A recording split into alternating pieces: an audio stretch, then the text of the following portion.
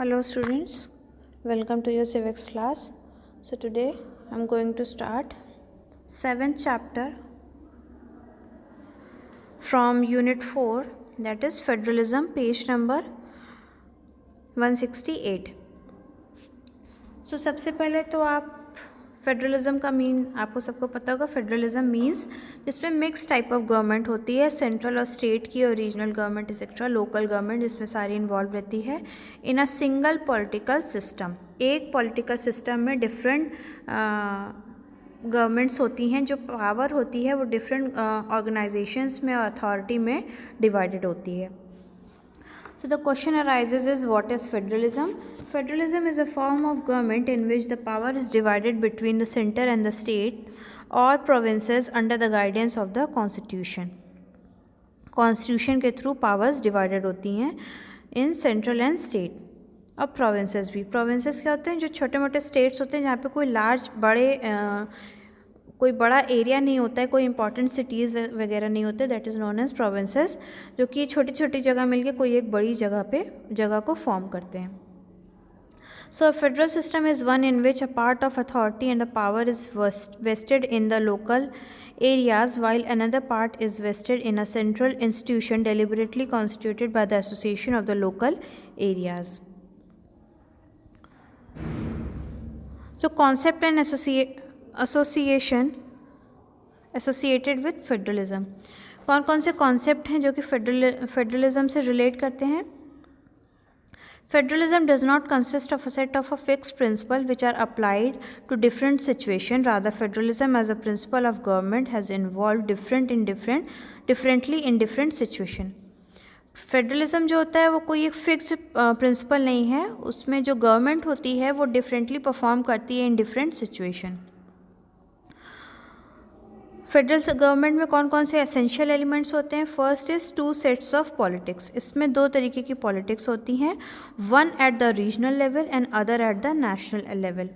Each government is autonomous in its own sphere. 2 type की government होती है, एक रीजनल लेवल पे होती है, एक नेशनल लेवल पे होती है, और ये गवर्नमेंट जो होती है ये ऑटोनमस होती हैं. ऑटोनोमस मीन्स जो इनकी कंट्रोल होता है ये उनका ही होता है. In some countries there is a concept of dual citizenship, but in India we have only one single citizenship. कुछ कंट्रीज़ में 2 सिटीजनशिप्स होती हैं, डुअल सिटीजनशिप, लेकिन इंडिया हमारी जो कंट्री है वहाँ पे सिर्फ सिंगल सिटीजनशिप है. Second is 2 sets of identity. A federal system people have dual identities. Federal system में डुअल आइडेंटिटी होती है. For instance we are Bihari, Gujarati, Marathi as well as Indians.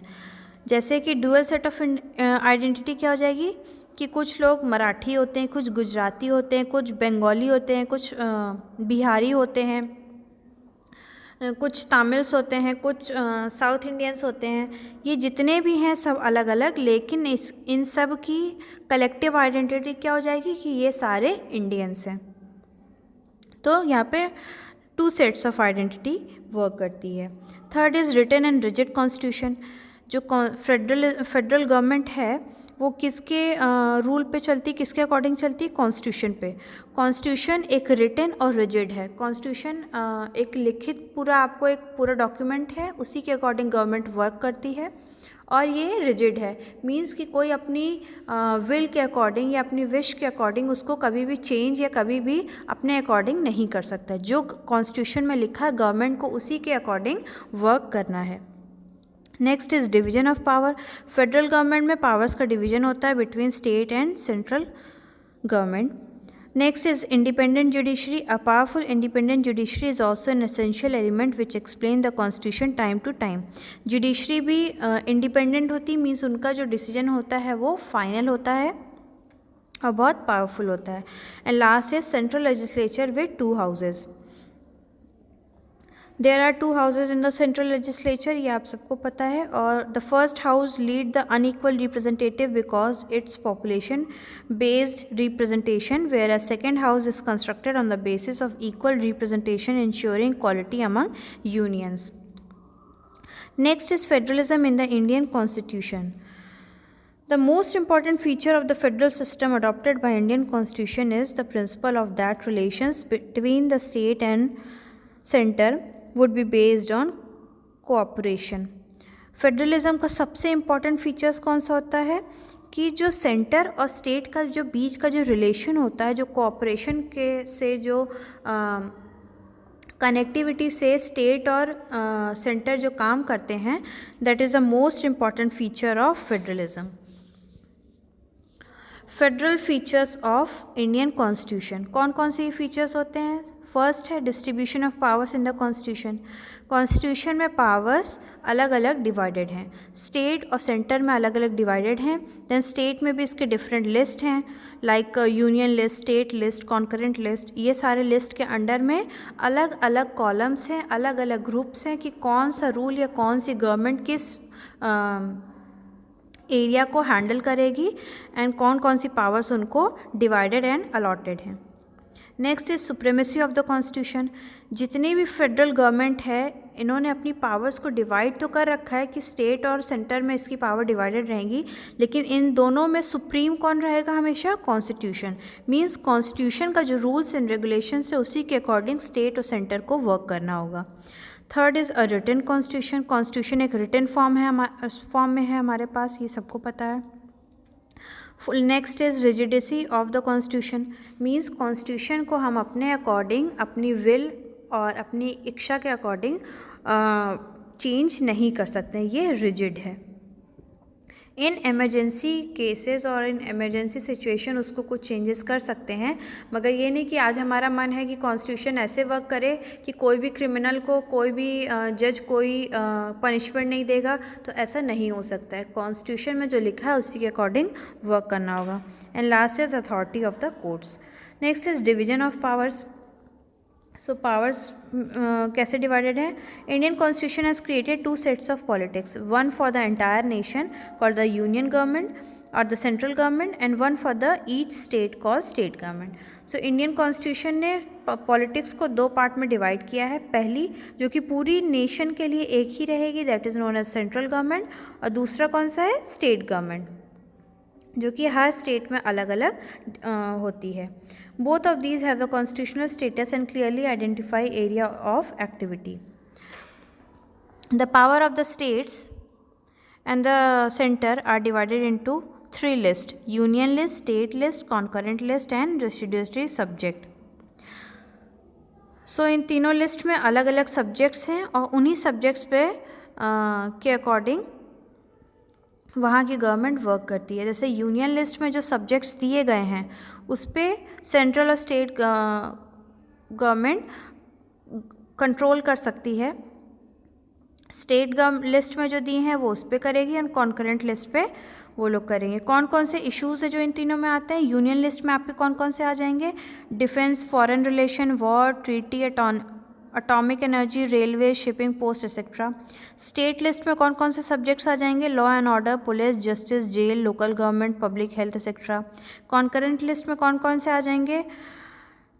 Price control, newspaper, adoption system, transfer of poverty, economic planning, divorce, marriage, factories etcetera. And residuary subjects में कौन कौन से आ जाएंगे? जो यूनियन स्टेट्स हैं of America, Switzerland and Australia, जो बचे हुए सब्जेक्ट्स हैं जो फॉरेन एरियाज़ को डील करते हैं वो रेसिडरी सब्जेक्ट्स में आएंगे. Next is the federalism with a strong central government. India is a land of large diversity with immense constitutional dimensions and social problems. Thus, maker of the constitution believed that we require a federal constitution that would accommodate these diversity. At the same time, they also wanted to create a strong center to rule out disintegration and bring about social and political changes. Need for strong center was also needed because so India एक बहुत बड़ी country है. यहाँ पे बहुत अलग अलग diversity के लोग रहते हैं और इनका हर का कॉन्स्टिट्यूशनल डायमेंशंस और अलग अलग प्रॉब्लम्स है. Thus, the maker of constitution believe that we require a federal constitution that would accommodate these diversity. इसीलिए कॉन्स्टिट्यूशन ने अलग अलग पावर्स बनाई है, फेडरल सिस्टम बनाया है कि अलग अलग स्टेट अलग अलग पावर्स के साथ में इन सबको डील करें. The following are the provisions of the constitution that makes the center strong. कौन कौन सी चीज़ें हैं जो सेंटर के पास ज़्यादा अथॉरिटी रहती है और वो उसको और स्ट्रॉन्ग बनाती. First is declaration of emergency. सिर्फ सेंट्रल गवर्नमेंट के पास ये पावर है कि वो इमरजेंसी डिक्लेयर कर सकता है. Second is absence of dual citizenship. Means यहाँ पे जो डुअल सिटीजनशिप थी, जैसे आपने अभी इसके पहले वाले में पढ़ा था कि इंडिया ही इसके भी आपने पहले पढ़ा था कि 2 सेट्स ऑफ आइडेंटिटी होती है कि आप बंगाली भी हो साथ में इंडियन भी हो. ये जो एग्जांपल था. सो यहाँ पे डुअल सिटीजनशिप वर्क नहीं करती, यहाँ पे इसका एब्सेंस होता है. Third is यूनिफॉर्मिलिटी in the judiciary. Next is existence and territorial integrity of the states in the hands of centre. जितने भी इंपॉर्टेंट पावर्स होती हैं, जो हाउसेस होते हैं, जो इनका टेरिटोरियल इंटीग्रिटी होती है, इन सब का कंट्रोल किसके पास में होता है? सेंटर के पास में. गवर्नर्स का अपॉइंटमेंट कौन करता है? सेंट्रल गवर्नमेंट करती है. ऑल इंडिया सर्विसेज, जो IAS PCS एग्ज़ाम्स होते हैं, वो उसको चूज़ करने का, उसको कंट्रोल करने का अथॉरिटी किसके पास है? सेंट्रल गवर्नमेंट के पास है. Next is economic support to states. Economic support कौन स्टेट को देता है? सेंट्रल गवर्नमेंट देती है. In case of martial law, और कुछ मार्शल लॉ होते हैं, उसमें भी डिसीजन लेने का राइट किसके पास है? सेंट्रल गवर्नमेंट के पास में. क्योंकि सेंट्रल गवर्नमेंट के पास ज़्यादा पावर्स होती हैं, जो सुप्रीम अथॉरिटी सेंट्रल गवर्नमेंट हो जाएगी. Conflicts in India's federal system. Then कुछ कॉन्फ्लिक्ट्स भी होते हैं फेडरल सिस्टम में, लाइक सेंटर और स्टेट का जो रिलेशन है, इनके बीच में क्या हो जाएगा? कॉन्फ्लिक्ट कैसे होगा? Legislative relations.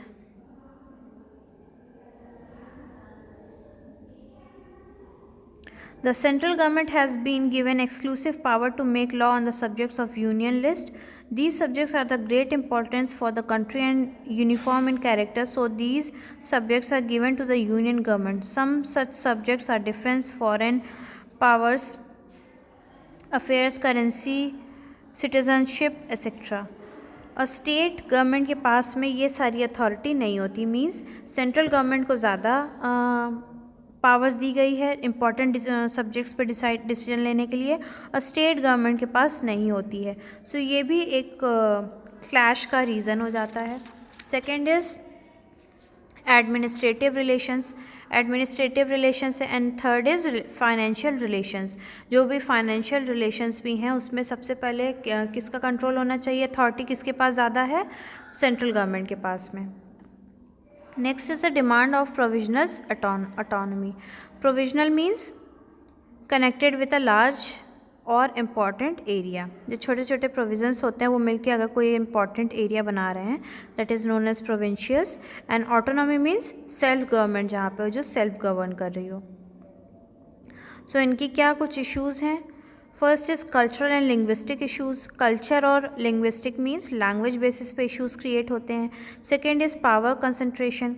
Powers center accuses the state accuses the center that they have to face a lot of problem due to central control over administration. State कई बार ये कंप्लेन करती है स्टेट गवर्नमेंट कि सेंट्रल के पास ज़्यादा powers दी गई, जिसकी वजह से उनको बहुत बार प्रॉब्लम्स फेस करनी पड़ती है. Next is the financial autonomy. Means financial basis पे भी क्लैशेस होते हैं. And last is administrative machinery. जो एडमिनिस्ट्रेटिव अथॉरिटी होती है वो किसके पास है? सेंटर के पास. States represent the control of the centre over the administrative machinery. Then the role of governor and president rule in states.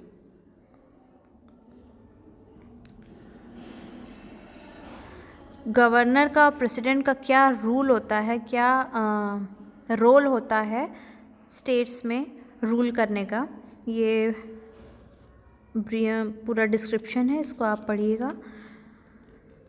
Next is demand for new states. And inter state conflicts. Inter states conflict means state के under में जो conflicts हो रहे हैं, that is border dispute, water dispute etcetera. Special provinces कौन कौन से हो जाएंगे, जो स्पेशल अलग अलग चीज़ें हो रही, like India is a vast country in which the diversity of language, dietary habits, way of living and conduct of behavior exist if we all have these from a distance. In fact, the Indian culture have given to her people complete freedom in regard to personal matter, and complete opportunity has been given to develop.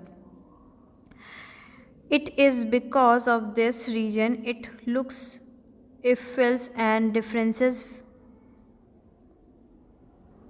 Okay, so India एक vast country है and with different diversities. सो यहाँ पे अलग अलग regional के लिए linguistic states भी form किए गए हैं कि जो से स्टेट जिस कल्चर को या जिस लैंग्वेज को बिलोंग करते हैं उनके लिए एक सेपरेट स्टेट फॉर्म हुआ है,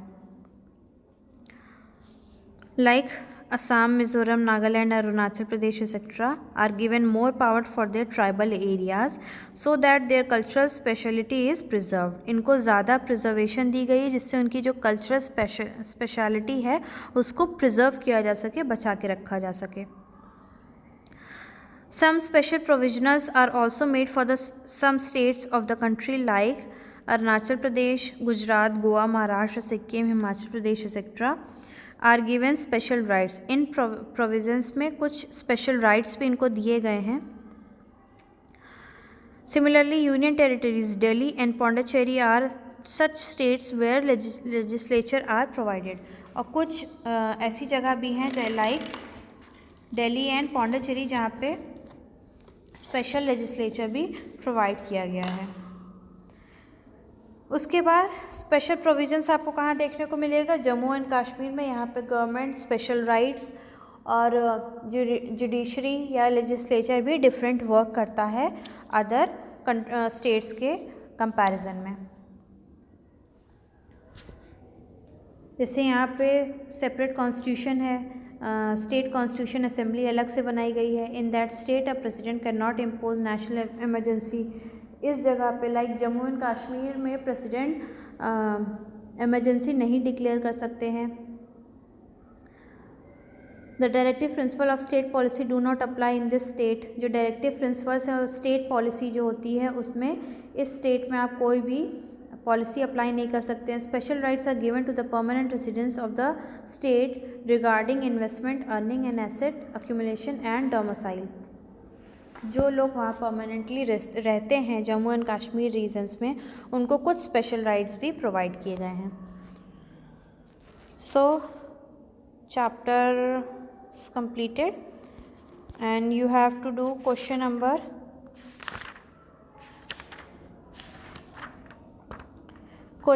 7 from page number 184. ओके, इसको आप कॉपी में कर लीजिएगा. Page number 184 question number 7 and page number 187 question number 1. Right a short note on the division of powers in Indian federalism. Question number 3, write 4 reasons for a strong center in India. And 6th question, write a short note on Finance Commission of India. ये 3 questions आपको करने हैं page number 187 short question answer में से, और एक question NCERT का है 184 पेज नंबर पे question number 7. Okay, and next class में we will start new chapter.